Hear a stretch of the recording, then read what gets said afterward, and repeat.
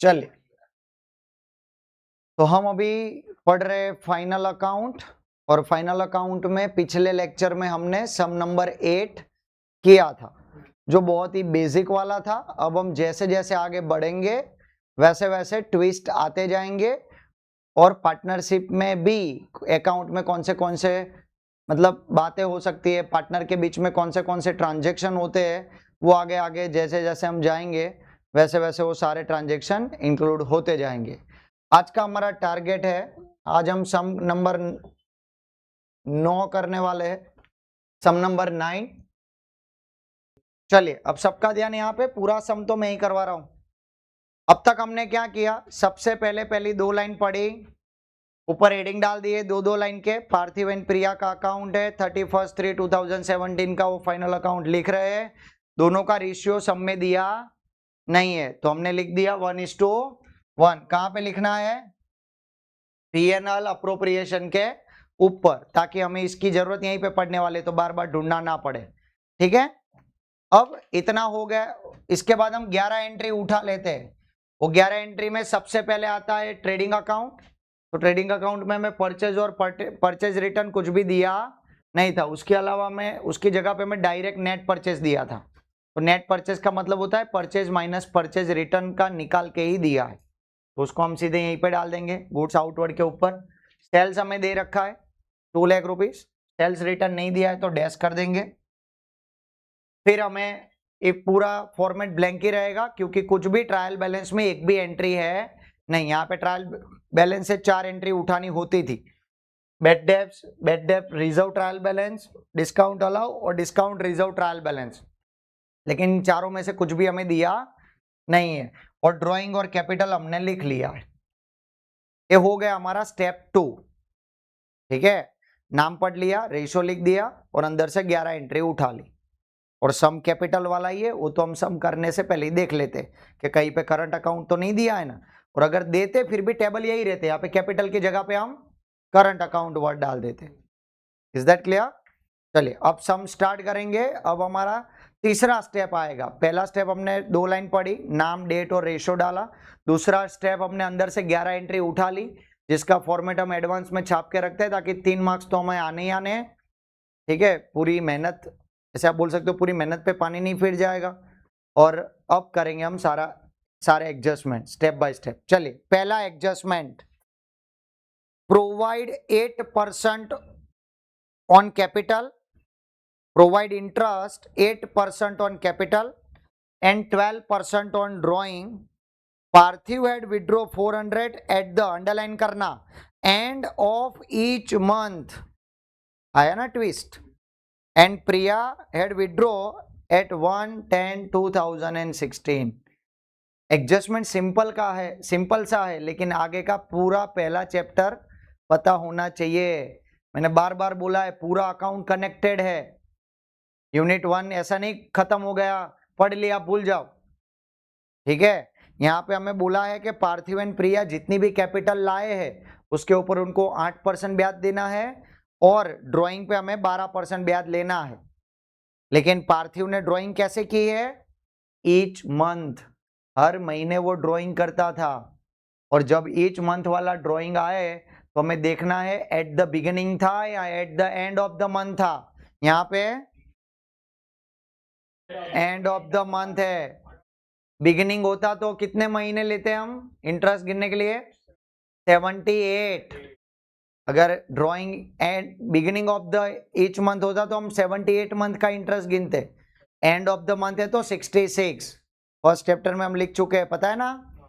और प्रिया ने एक साथ ही विड्रॉ किया है 1/10/2016 को, यानी उसने सारी अमाउंट एक ही साथ ली है। पार्थिव का टोटल ड्राइंग कितना है देखो,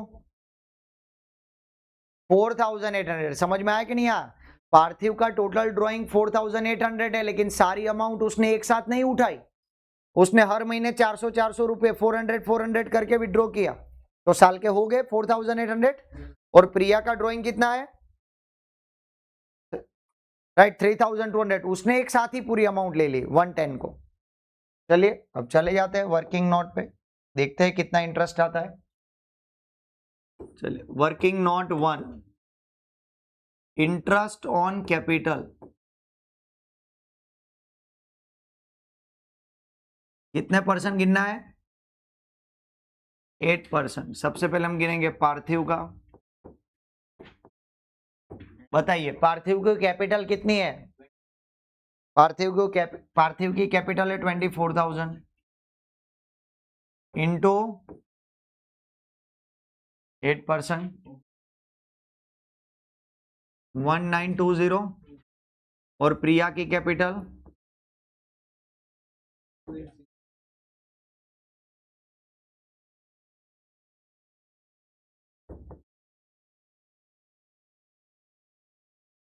हो गया इंटरेस्ट ऑन कैपिटल। क्लियर है? अब आएगा उसी में इंटरेस्ट ऑन ड्राइंग।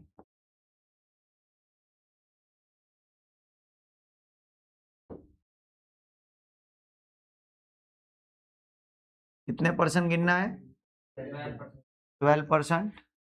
अब सबसे पहले गिनेंगे पार्थिव का। लेकिन पार्थिव के ड्राइंग में कौन सा वर्ड दे रखा है? End of each month.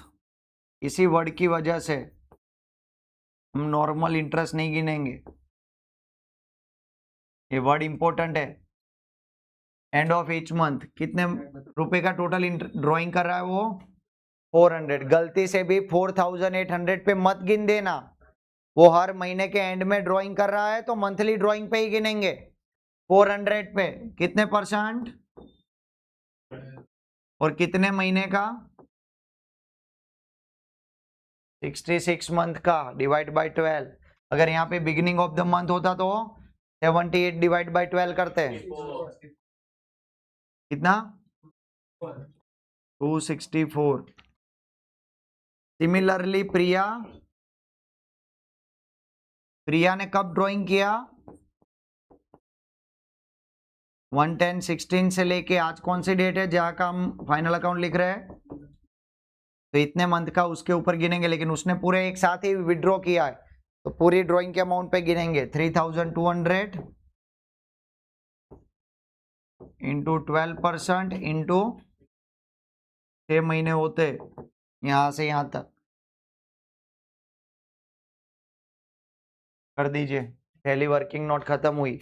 Interest on capital भी आ गया और इंटरेस्ट ऑन ड्राइंग भी आ गया। लिख लीजिए फटाफट।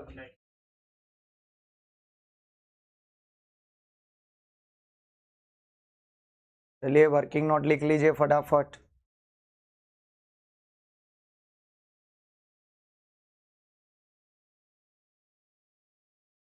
अब इसकी दो एंट्री बताइए। इंटरेस्ट ऑन कैपिटल की भी दो एंट्री आएगी और इंटरेस्ट ऑन ड्राइंग की भी। कहां पे आएगी? PNL appropriation account debit side. एक लाइन छोड़ के इंटरेस्ट ऑन कैपिटल पार्थिव और प्रिया। बताइए पार्थिव का कितना आया था?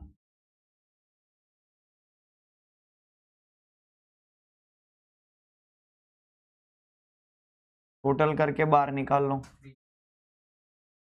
3,000। सिमिलरली सामने इंटरेस्ट ऑन ड्राइंग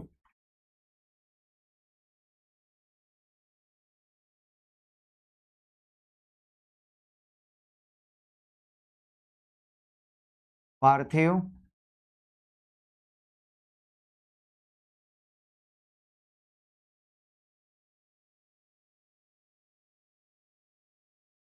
और प्रिया। चलिए पार्थिव का कितना? टोटल बाहर निकाल लीजिए। 4,6। अब दोनों की क्रॉस एंट्री नीचे जाने दीजिए। कैपिटल अकाउंट तो बाय प्रोडक्ट ही बन जाएगा। ऊपर जो भी एंट्री आए नीचे क्रॉस एंट्री। तो इंटरेस्ट ऑन कैपिटल आएगा इधर।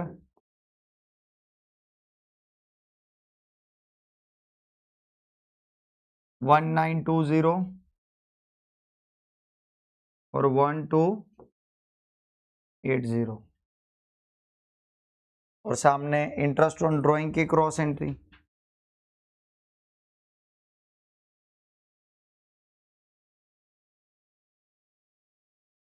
टू 6,4 और 192।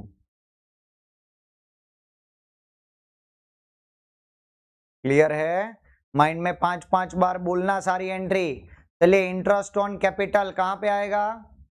P&L appropriation account debit side और कैपिटल अकाउंट क्रेडिट साइड। और इंटरेस्ट ऑन ड्रॉइंग कहां पे आएगा? P&L appropriation account credit side, capital account debit side. 5 बार बोलनी है।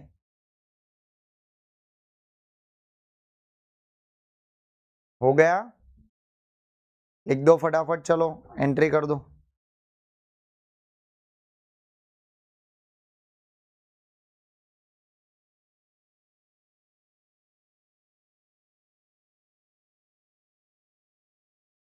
बढ़े आगे? चलिए, सेकंड एडजस्टमेंट और सबसे इंपॉर्टेंट एडजस्टमेंट, ठीक है? बहुत सारे सर यहाँ पे ऐसा बोलते हैं कि बुक में गलती है, क्वेश्चन में गलती है। ऐसा नहीं है, आपको समझना पड़ेगा। कैसे? देखो, credit sales of ₹10,000 is not recorded and total of sales book of March is overcast by 2000।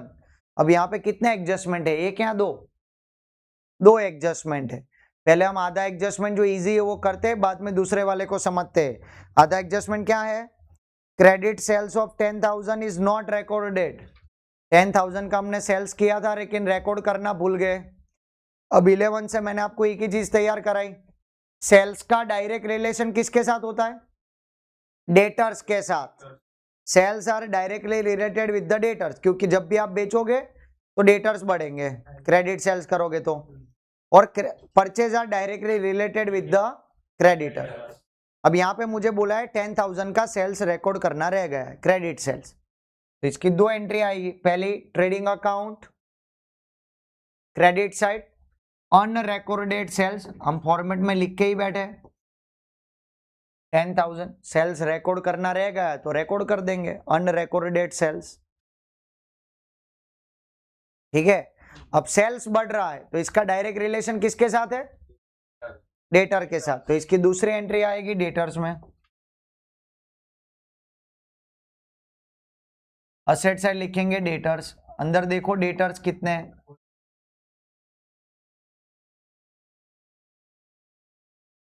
Debtors हमें दिए हैं 48,000। रिसीवेबल करके जो दिया है वही हमारे लिए डेटर्स है। आप डेटर्स बोलो या रिसीवेबल बोलो, दोनों चीजें एक ही है। Plus unrecorded sales, plus unrecorded sales कितना? 10,000। अब अमाउंट अंदर ही रखनी है, बाहर निकाल ले, उसके लिए आपको आगे के एडजस्टमेंट देखने पड़ेंगे। आगे देखो कहीं पे बेड डेब्ट्स का एडजस्टमेंट है, डेटर वर्ड आ रहा है फिर से, यस। तो अमाउंट अंदर ही रखेंगे। अगर एडजस्टमेंट नहीं आ रहा होता तो अमाउंट बाहर निकाल लेते हैं। फिलहाल आ रहा है तो अमाउंट अंदर ही रहेगी। आधा एडजस्टमेंट हो गया। अब दूसरा जो आधा एडजस्टमेंट है वो सबसे इंपॉर्टेंट है। क्यों? देखो अभी क्या बोला है, ध्यान से पढ़ो। Total of a sales book of a March is overcast by 2000। जब हमने ईयर एंडिंग होने के बाद सेल्स बुक का टोटल किया तो हमने 2,000 रुपीज ज्यादा गिन लिए हैं। अब जब भी आप किसी सब्सिडरी बुक्स का टोटल कम या ज्यादा लेते हो तो एक गलती हुई, इसको बोलते हैं हम 11th में पहला चैप्टर पढ़ के आए, पार्ट 1 में, रेक्टिफिकेशन ऑफ एरर। तो एरर हुआ। एरर दो टाइप के होते हैं, not affected by trial balance और अफेक्टेड बाय ट्रायल बैलेंस। अब यहां पे मैंने सेल्स बुक का टोटल 2,000 ज्यादा गिन लिया है तो ए एरर होता है affected of the trial balance, trial balance को अफेक्ट करने वाला एरर है। लेकिन मजे की बात यह है यहां पे कि आप दोनों साइड का ट्रायल बैलेंस देखो। हमारा ट्रायल बैलेंस तो मिल जा रहा है भाई। समझ में आया मैं क्या कहना चाहता हूं? बहुत ही डीप कंसेप्ट है, समझना। मैंने सेल्स बुक का टोटल 2,000 ज्यादा लिया तो मेरा ट्रायल बैलेंस मिलना नहीं चाहिए था, लेकिन मेरा तो मिल रहा है, यहां पे क्वेश्चन में तो दिया है। अब ऐसा एक ही कंडीशन में हो सकता है, ऐसा होने की एक ही पॉसिबिलिटी है, मैंने ऐसी गलती की है जिससे मेरा ट्रायल बैलेंस मिलना नहीं चाहिए, लेकिन मेरा ट्रायल बैलेंस मिल रहा है, गलती करने के बावजूद मिल रहा है। तो ऐसी एक ही गलती है और वो है कंपेंसेशन एरर, कंपेंसेट एरर। यानी एक गलती मैंने की, ऐसी ही अमाउंट से मैंने किसी दूसरी गलती को भी किया होगा, ताकि एक गलती की वजह से दूसरी गलती मिल गई।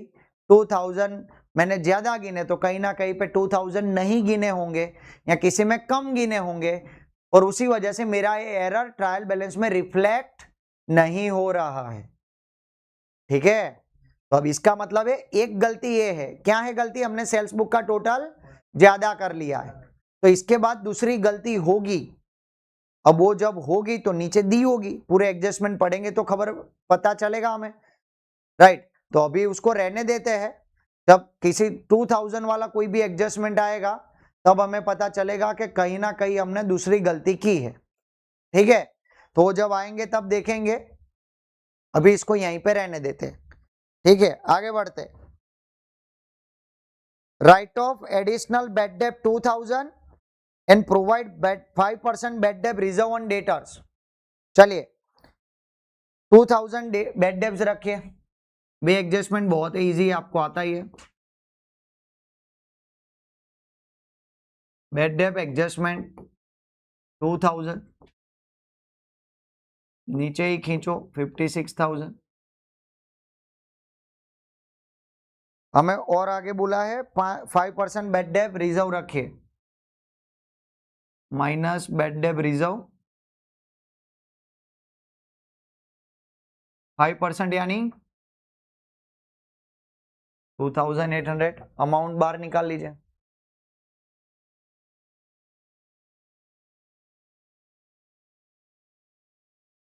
कितना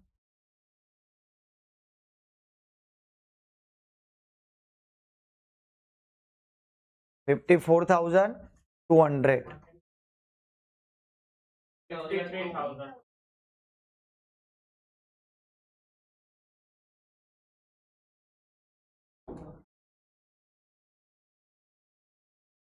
53,200। अब इसकी दूसरी एंट्री कहां पे देंगे हम, पीएनएल में, हमने फॉर्मेट लिख के रखा है। बेड डेप एडजस्टमेंट कितना 2000, और बेड डेप रिजर्व एडजस्टमेंट 2800, नीचे आएगा 4800, बाहर निकलेगा 4800। यहाँ पे कुछ दिया ही नहीं तो बार डैश कर दीजिए। ये हो गया हमारा थर्ड वाला एडजस्टमेंट।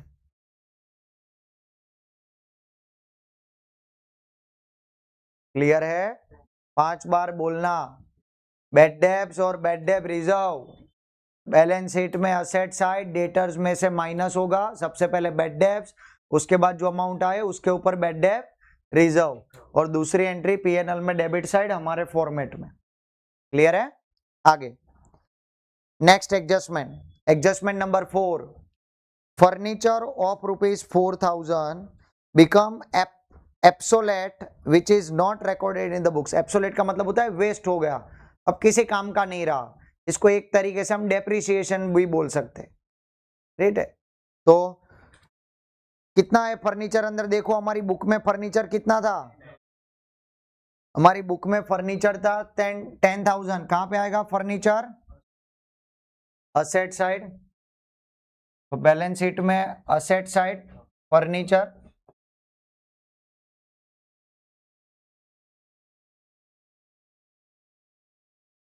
$10,000, उसमें से 4,000 का फर्नीचर अब किसी काम का नहीं रहा, तो आप डिक्रीज वर्ड भी यूज कर सकते हो और डेप्रिसिएशन वर्ड भी यूज कर सकते हो, दोनों चलेगा। 6,000, ठीक है, अबे फर्नीचर की वैल्यू कम हो गई 4000, तो हमारा क्या हुआ, प्रॉफिट या लॉस? लॉस। तो दूसरी एंट्री आएगी पीएनएल में, डिक्रीज इन फर्नीचर।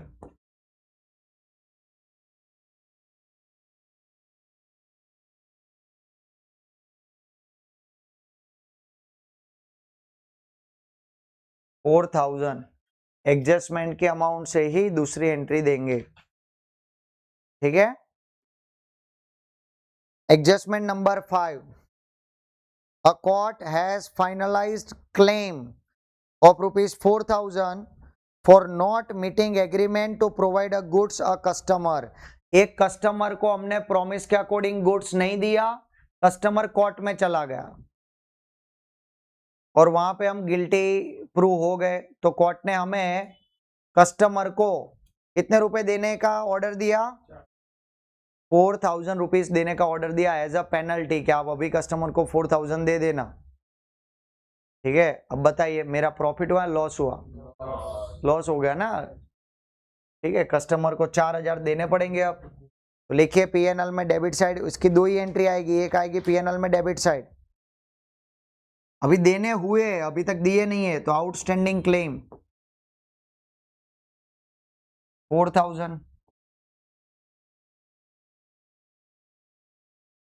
कोर्ट ने जैसे ही ऑर्डर दिया हमारा उतना आउटस्टैंडिंग बन गया, लायबिलिटी बन गया। दूसरी एंट्री बैलेंस शीट में, लायबिलिटी साइड, 4-5 लाइन छोड़ के लिखना, आउटस्टैंडिंग क्लेम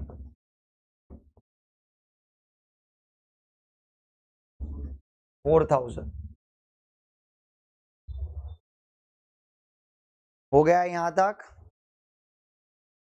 ठीक है। किसी भी कस्टमर को क्लेम का पैसा देने का बनता है तो पीएनएल में डेबिट साइड और बैलेंस शीट में लायबिलिटी साइड।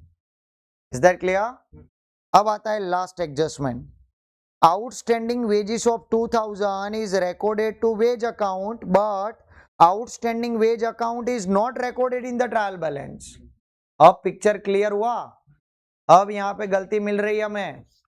आगे क्या किया हमने, अब देखो ये कहना क्या चाहता है, क्रेडिट बैलेंस में, क्वेश्चन में क्रेडिट बैलेंस में सेल्स कितना दिया है 2 लाख, और हमें ऐसा बोला कि 2 लाख में हमने 2000 ज्यादा गिन लिया है, यानी एक्चुअल में 1,90,000 ही लेना था, 1,98,000, और हमने ले लिया 2 लाख।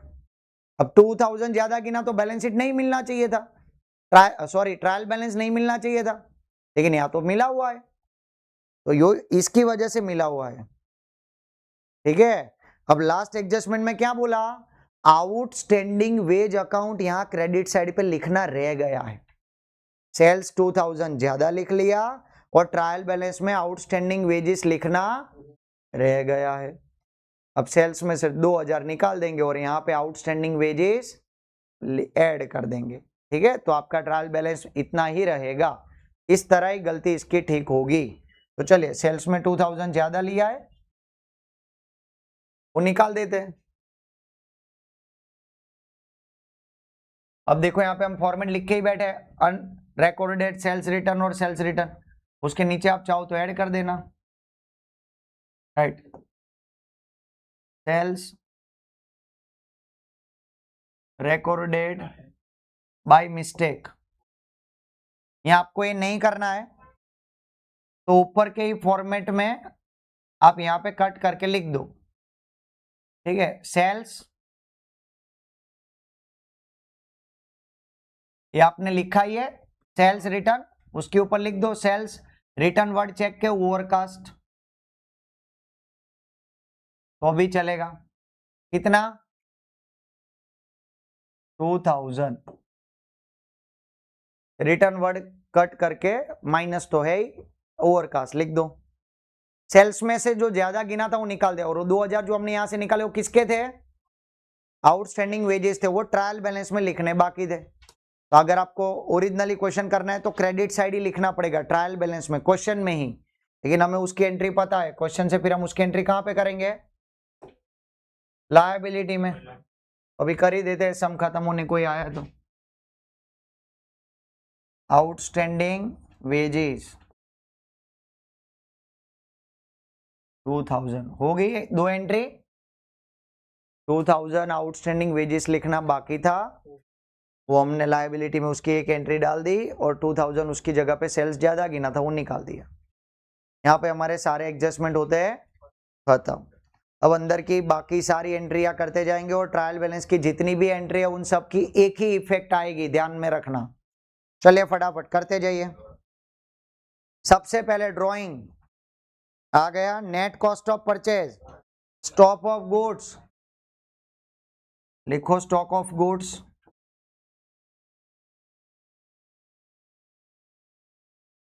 कितना, असेट साइड एक ही एंट्री आएगी ट्रायल बैलेंस में इसलिए हाँ लिख सकते हो, क्लोजिंग स्टॉक लिखो, स्टॉक ऑफ गुड्स लिखो, दोनों चलेगा। स्टॉक ऑफ गुड्स लिखो, डेट डाल दो तो क्लोजिंग हो गया। ठीक है, उसके बाद रिसीवेबल आ गया, वेजेस एंड सैलरी। अब बहुत सारे बच्चे यहाँ पे कंफ्यूज, सर वेजेस तो आप मुझे पता है ट्रेडिंग में आता है, लेकिन सैलरी पीएनएल में आती है, क्या आधा आधा करके डाल दूं? गलती से भी ये गलती मत करना। रूल क्या कहता है, जो पहला वर्ड है हम उसी को फॉलो करेंगे। पहला वर्ड वेजिस है और वेजिस कहां पे आता है, ट्रेडिंग में, तो पूरी एंट्री ट्रेडिंग में डालेंगे। अगर पहला या इसके वेजिस और सैलरी की जगह पे सैलरी और वेजिस दिया होता तो पूरी एंट्री पीएनएल में डालते। यहाँ पे वेजिस एंड सैलरी है तो जाएगा ट्रेडिंग में। लिखो वेजेस सैलरी, 4 लाइन छोड़ के लिखना, कितना, 10,000।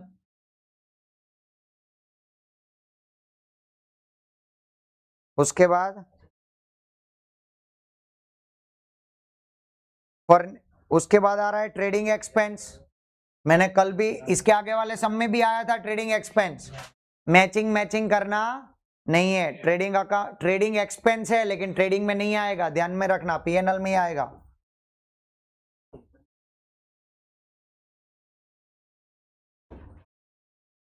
ट्रेडिंग एक्सपेंस पीएनएल में डेबिट साइड 16,000। उसके बाद building asset side 30,000।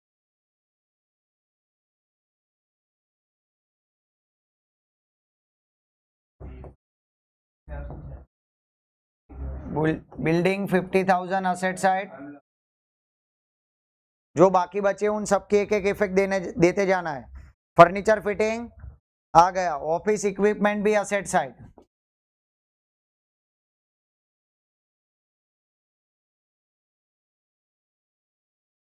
Office equipment 4,000।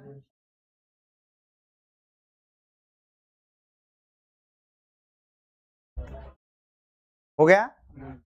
उसके बाद packing material stock asset side,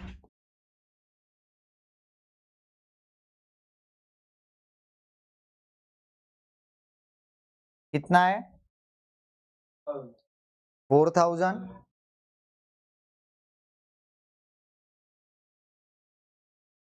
cash balance भी असेट साइड, कितना है, 2,000। डेबिट साइड के सारे बैलेंस होते हैं खत्म। अब क्रेडिट साइड के सारे बैलेंस देखो और वन इफेक्ट देते जाओ। कैपिटल अकाउंट आ गया, सेल्स आ गया, पेएबल्स, पेएबल का मतलब ये होता है creditor, payables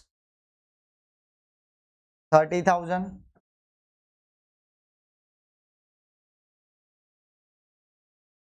goods distributed as a sample, sales के अलावा किसी भी तरह से गुड्स जा रहा है ट्रेडिंग अकाउंट में, गुड्स आउटवर्ड में,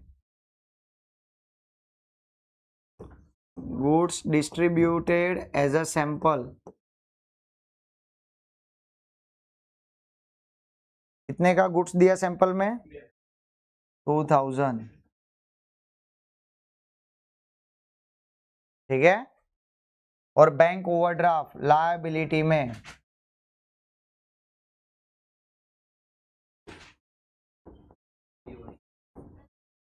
कितना?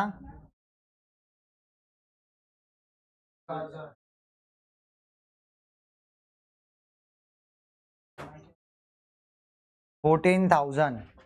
क्लियर है? यहाँ पे हमारा सम हो गया खत्म, सारी एंट्री हो चुकी है। अब फटाफट अकाउंट क्लोज करो।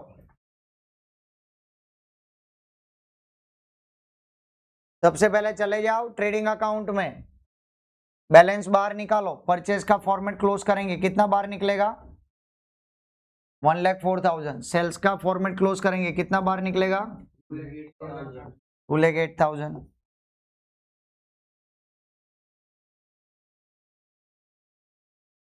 टू लेख 8,000 ज्यादा दिख रहा है तो दोनों साइड डाल दो।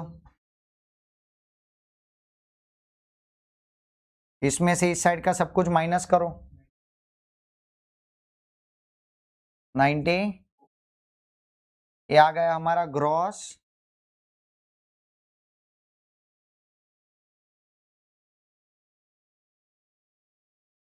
ये कहाँ ले जाएंगे हम? ट्रेडिंग अकाउंट से जाएगा credit side of the PNL account. Gross profit कितना?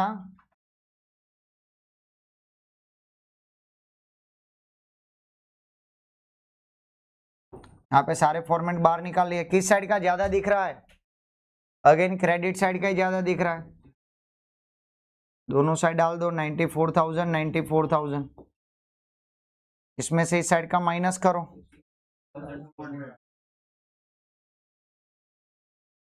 नेट प्रॉफिट कितना आया? 65,000।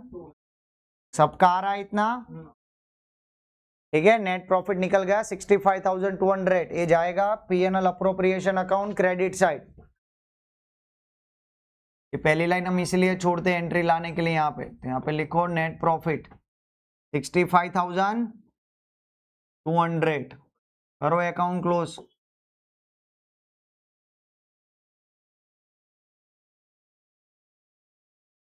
$65,656। इसमें से इस साइड का माइनस करो तो जो मिलेगा वो मिलेगा डिविजिबल प्रॉफिट।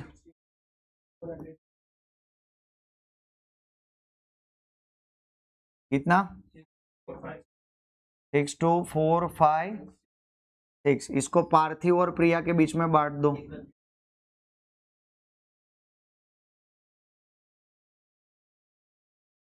कितना आया पार्थिव का? 1:1 के रेशियो में बांटना है। 31,228। दोनों सेम ही आएगा। नीचे क्रॉस एंट्री।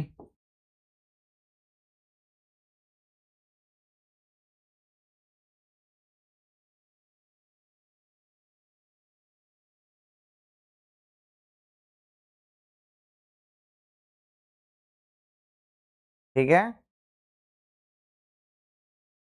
अब कैपिटल अकाउंट क्लोज करो।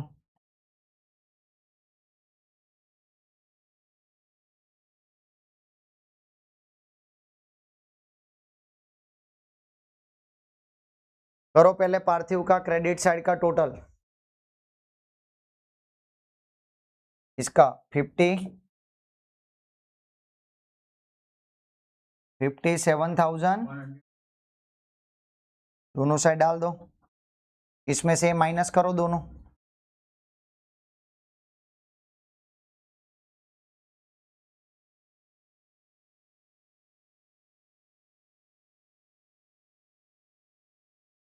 कितना? फटाफट स्पीड रखो।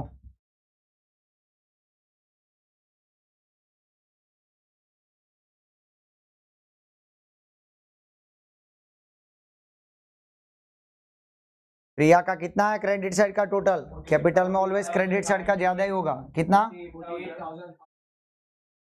48,508।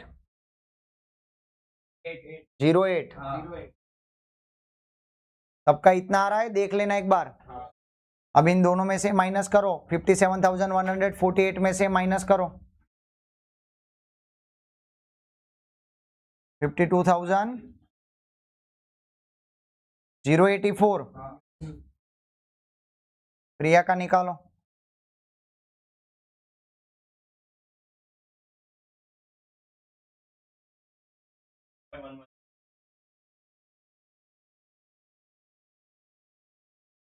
आ गया?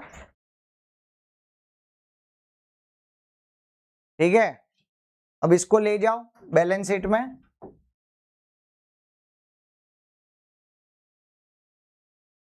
दोनों का कैपिटल अकाउंट आएगा यहाँ पे।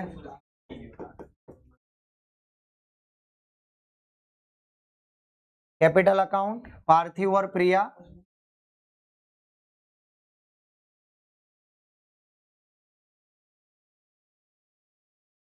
कितना आया था पार्थिव का?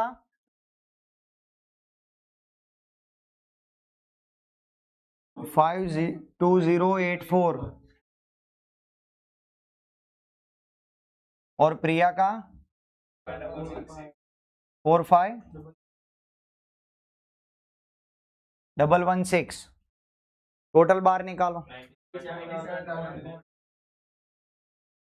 97,200।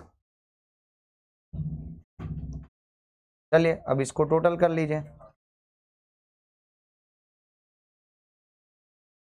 Now let's check the magic. दोनों साइड का टोटल सेम हो जाएगा।